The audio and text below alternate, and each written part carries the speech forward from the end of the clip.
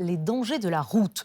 Refus d'obtempérer, mineurs qui conduisent sans permis. On vous a beaucoup parlé ces dernières semaines de ces carambolages qui se multiplient et on essaye ce soir de comprendre les raisons du phénomène. L'année dernière, le nombre de morts sur la route est reparti à la hausse avec 3260 tués en France métropolitaine. Et parfois, ces accidents impliquent des mineurs qui prennent le volant sans autorisation.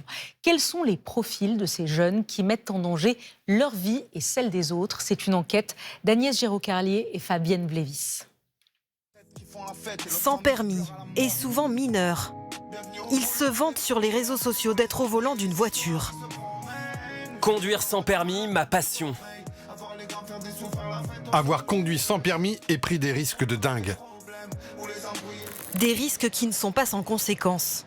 À Alès, cette image d'une voiture tombée au fond de cette piscine est encore dans tous les esprits. Il y a 2 mois, 3 jeunes décèdent après avoir raté un virage. Le conducteur, 19 ans, n'avait pas son permis. Les habitants du quartier sont encore marqués. 3 d'un coup, c'est atroce, c'est atroce. Puis on se met à la place des parents, quoi. C'est un truc de fou, c'est un truc de fou.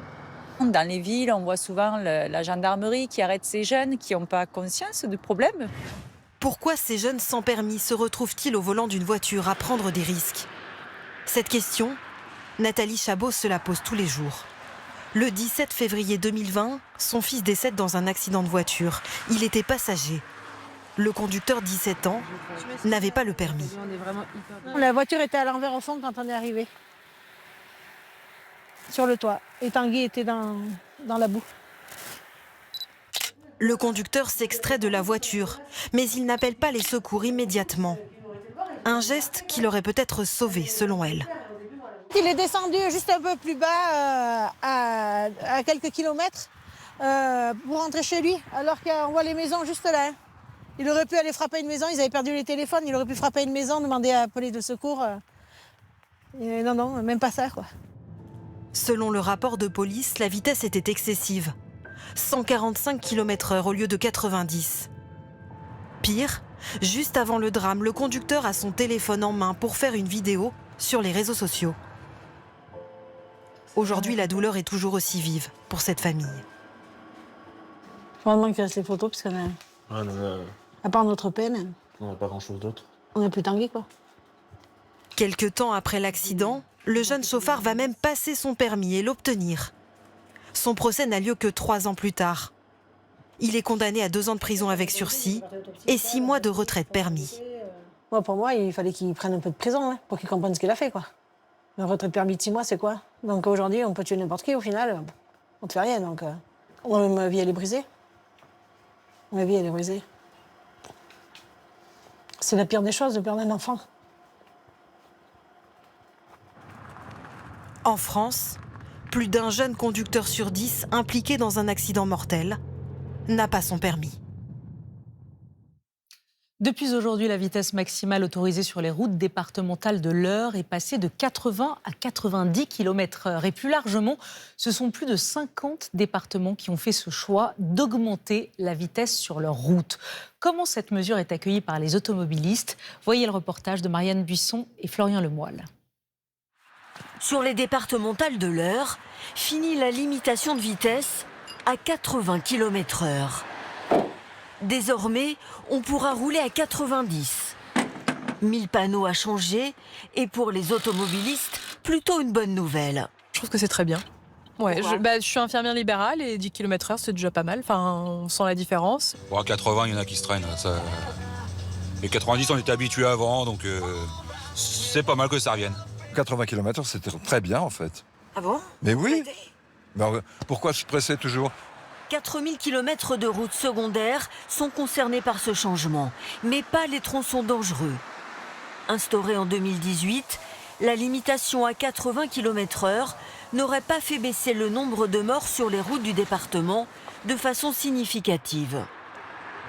Le conseil départemental a laissé à la mesure sa possibilité de prospérer, voir si ça marchait ou pas.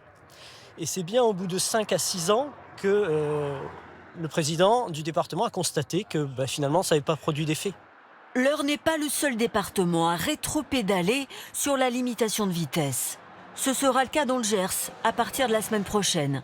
Au total, plus de la moitié des départements sont revenus à 90 km/h, au moins sur une partie des routes départementales, de quoi faire bondir les associations de victimes de la route.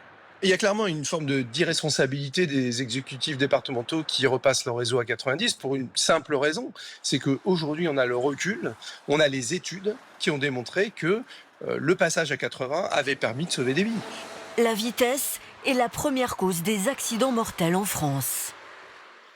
Et toujours dans ce grand format sur les dangers de la route, on en vient à l'histoire de cette famille qui vit au bord d'une route départementale dans l'est de la France. Une route en plein travaux, sans barrière de sécurité ni protection. Conséquence, 3 voitures ont atterri en 5 mois dans le jardin de la famille, détruisant la balançoire sur laquelle jouent les enfants. Marthe Dolphin et Anna Strobel les ont rencontrés.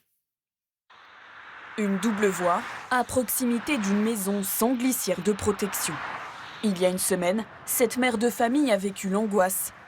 Vers 20h et à près de 100 km/h, une voiture finit sa course dans son jardin. Les débris, projetés à toute vitesse, ont détruit l'aire de jeu de la famille. Ça a été coupé net en deux. Donc un des poteaux, la balancelle, le métal est cisaillé net. En plein dîner avec ses 2 enfants de 2 et 7 ans, le bruit du choc est assourdissant. Le jeune conducteur n'est pas blessé, mais depuis cette soirée, Florine Kessler appréhende chaque sortie dans son jardin. Nous, nos enfants sont tout le temps dehors, donc ça angoisse vraiment beaucoup, oui. L'angoisse, car ce n'est pas la première fois. En 5 mois, c'est la 3e voiture à finir dans sa propriété. 2 sont même tombées dans leur future piscine. Des sorties de route successives causées par l'alcool, un malaise et l'inattention des conducteurs, sans faire de blessés. Des accidents similaires ont eu lieu dans les Ardennes, les Hauts-de-France ou encore à proximité de Bordeaux, avec des dégâts matériels importants et parfois des blessés graves. Alors à Pfaffenheim, pour éviter un nouveau drame, la commune alerte et demande plus de sécurité. En premier lieu, c'est de limiter la vitesse à 90 km/h au bas de la côte et complémentairement une glissière de sécurité pour empêcher que les voitures ne puissent se déporter dans le jardin. La communauté européenne d'Alsace compétente sur cette route propose de fermer temporairement la sortie et promet l'installation rapide d'une glissière. Mais pour les propriétaires, il faut aller encore plus loin. Moi, vraiment, je réclame qu'ils mettent un mur. Il faut s'imaginer ici qu'un poids lourd, il prenne la glissière et il se retourne quand même chez nous. Je réclame plus, plus costaud. Pour se protéger davantage, la famille Kessler envisage de bâtir à leurs frais leur propre mur dans leur jardin. Et partons maintenant aux Pays-Bas où on les appelle les naked roads. Ces routes nues, c'est-à-dire sans aucune signalisation, ni bande blanche, ni rien du tout. Eh bien, le paradoxe, c'est qu'il y a moins d'accidents sur ces routes parce que les gens font beaucoup plus attention. Reportage qui interroge, signé Paul-Luc Monnier et François Dérault. Ici, la règle, c'est qu'il n'y a pas de règle, ou presque. Fini les lignes blanches, adieu les feux rouges. Vous devez faire attention à tout le monde et tout le monde fait attention à vous. Dans une surprenante fluidité des automobilistes en responsabilité. Le Pays-Bas, c'est le royaume des naked roads, les routes nues. Au début, on pensait que ça serait dangereux. Et en fait, non, il n'y a plus d'accidents. Plus du tout. Prenons l'un des principaux carrefours d'Osterwolde, 10 000 habitants. 6 voies d'accès et 0 marquage au sol. Interview au milieu de la chaussée, en toute sécurité, selon cet élu. Tout le monde s'observe. Ça ressemble au chaos et c'est exactement ce que nous souhaitons. Les gens sont obligés de se regarder. Pas de stop ou de céder le passage. Le secret, c'est le civisme. Et pour Lisa et Dema, ça fonctionne. Il n'y a pas eu d'accident ces dernières années. Il y a peut-être parfois un léger accrochage, mais il n'y a plus de gros accidents. Et ça peut marcher en France ? Oui, en France, si ça marche ici, ça marche partout. Aux Pays-Bas, en tout cas, ça marche aussi dans les grandes villes. Voici Drachten, 50 000 habitants. Il y a 25 ans, tous les panneaux sont retirés. Même sort pour ces feux tricolores. La signalisation est partie. Hello. Le code de la route et restez. On va aller sur un espace partagé, je vais vous apprendre comment conduire. Ok, let's go. Vitesse maximale autorisée, 30 km/h. Faut passer la seconde, merci. Pas de bande cyclable, parfois même pas de trottoir, mais des règles simples. Priorité à droite. Et priorité aux piétons. Tu t'arrêtes, stop. Maintenant, tu y vas. Vas-y. Mais attendez, il me grille la priorité. Oui, mais parce que tu es trop lent. Mon instructeur a 40 ans de métier. Les routes nues, il valide. Mais c'est quand même compliqué. Oui, mais c'est parce que c'est compliqué que les gens conduisent mieux. Ils sont beaucoup plus attentifs à ce qui se passe. Regardez ce rond-point. Il y a 25 ans, à cette intersection, il y avait des feux, plusieurs fils.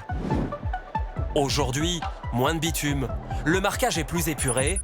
Résultat, moins 85% d'accidents. Et beaucoup plus de fluidité, selon une étude menée 4 ans après les travaux. Des changements de comportement étudiés par ce chercheur, un psychologue de la circulation routière. Dans les voitures, les gens se regardent. On te dit « vas-y, j'attends ».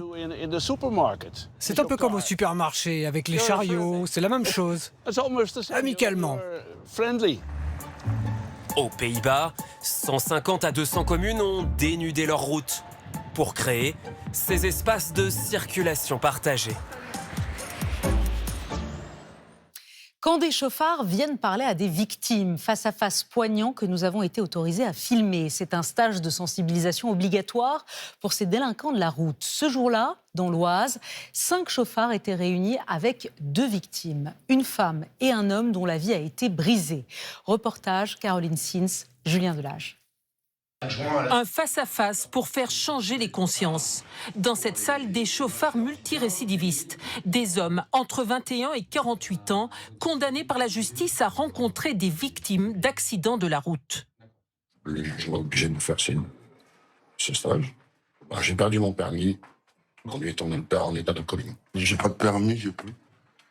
Point, alcool, stupéfiant, excès de vitesse. Stéphanie Espinoza est l'une des victimes. Elle se tient debout, mais ne peut plus marcher sans béquille. Sa vie a basculé il y a 10 ans sur une route près de Beauvais. J'ai tendu les bras et j'ai attendu l'impact et j'ai attendu le bam. Le temps que ça se passe, je me dis, mais c'est quoi, je vais mourir et mes enfants. Elle leur projette une vidéo montée par l'un de ses fils.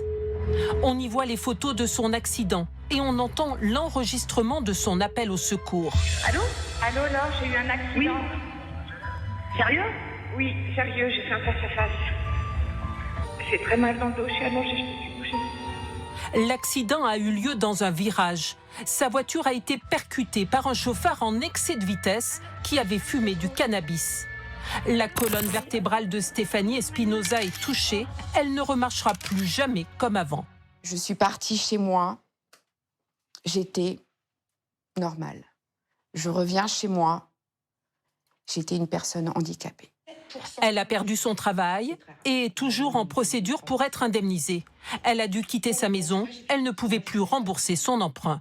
Je ne suis pas assez handicapée pour avoir le droit à des aides. Parce que moi, j'ai des dettes. Et tout ça.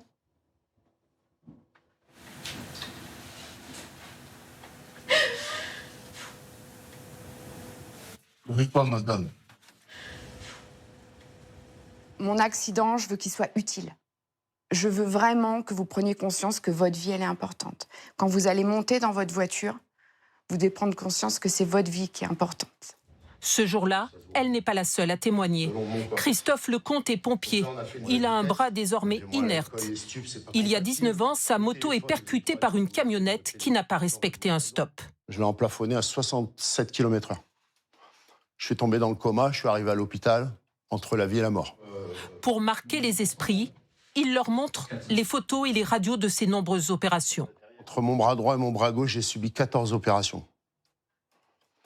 J'ai un peu plus de 700 points de suture sur le corps. 29 fractures du bras droit, avec une luxation du poignet et une luxation du coude. Et j'ai perdu l'usage du bras gauche.